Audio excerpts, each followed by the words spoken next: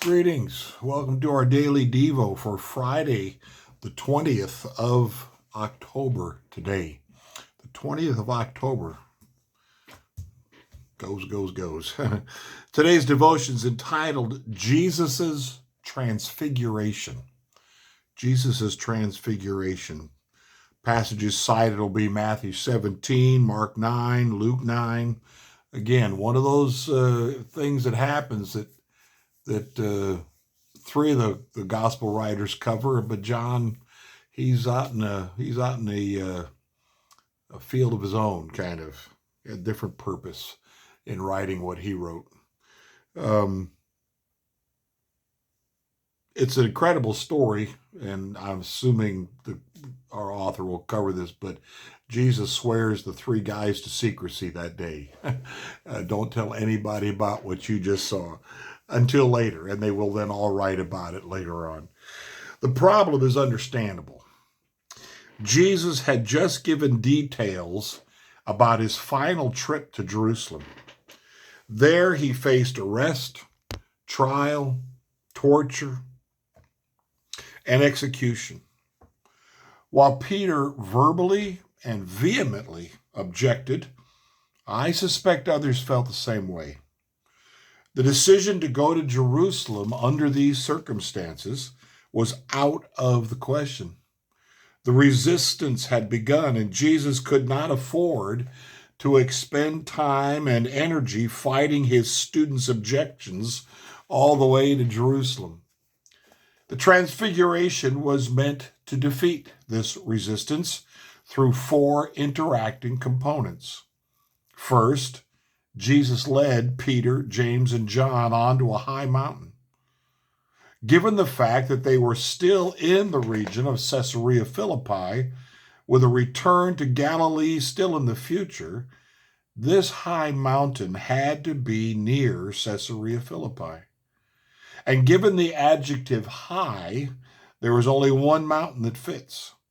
At 9,232 feet, Mount Hermon is 2.3 times taller than its nearest competitor. Wow. Why would Jesus take the disciples onto the slopes of this mountain?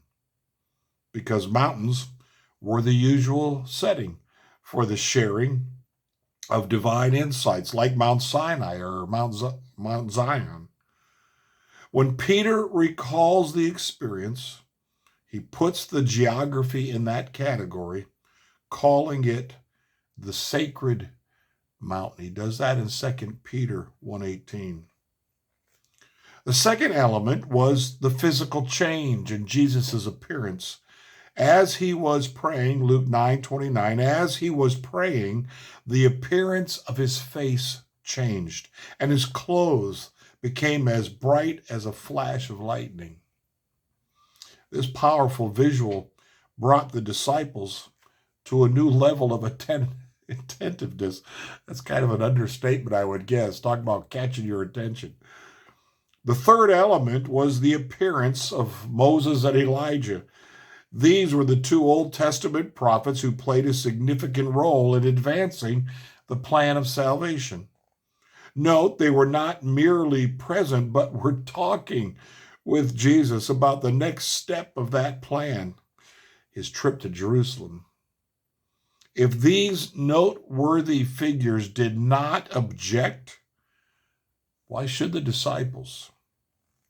And finally, we have the voice booming from the heavens that offered this clear directive: listen to him. Listen to him. In other words, stop your trying to have your opinion in the matter and just listen to him. Listen to what he's telling you. Listen to what he's up to. Listen to what he's been called to do. All four elements combined to achieve one important purpose. The disciples had to stop resisting and instead support Jesus on this final trip to Jerusalem. Peter, James, and John needed somewhat of a strong arm tactic, like we all do sometimes, right? They go up the mountain. Okay, that's fine. Leave those other guys behind. We're the special ones. We'll go up on the mountain with Jesus. He likes us best. We can ask him for those powerful seats in his kingdom when that happens. They go up with him. He's praying, not unusual. Nothing's really all that different yet, other than they're stewing, I'm sure, on the whole thing Jesus has told them about Jerusalem. And then Jesus' face glows, for lack of a better term. His clothes become radiant. Yikes. I can't imagine being, you would be completely dumbstruck. You wouldn't know. Maybe you'd think I should run away. I don't know what this is. And then Elijah and Moses. Now, how did they know that? Well, I'm not sure, but the conversation kind of lent itself to that, I guess. All I can see are three men with their mouths hanging open and giving each other a look like, well, I'm gonna. That had to be amazing. That had to be amazing, and I cannot even begin to guess how many times they must have thought back to that night in their ministry, in the lives that they lived. Peter would die a martyr's death, but not before carrying out the mission that Christ gave to him. James would die a martyr's death. John, well, they tried, but they failed, and he got to die somewhere in the ripe old age of the 90s, somewhere. But he had been a prisoner for quite some time on the Isle of Patmos. Those are one of those things. We all have those things in our lives where that memory comes back. Hopefully they're good ones. Hopefully there's those in our walk with Christ that come back to us like that. I know that I have mine, you have yours, but they need to make a difference.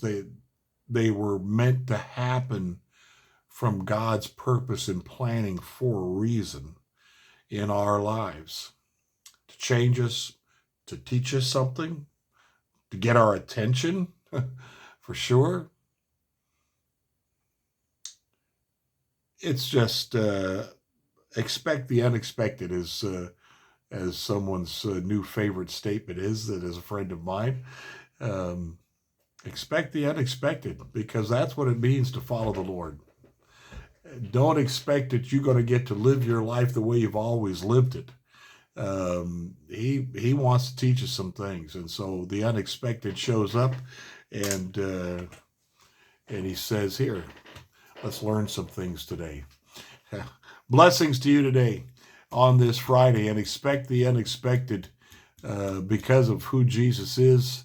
And let's do what the Father told Peter, James, and John to do. Listen to him. Listen to Jesus. Blessings to you today.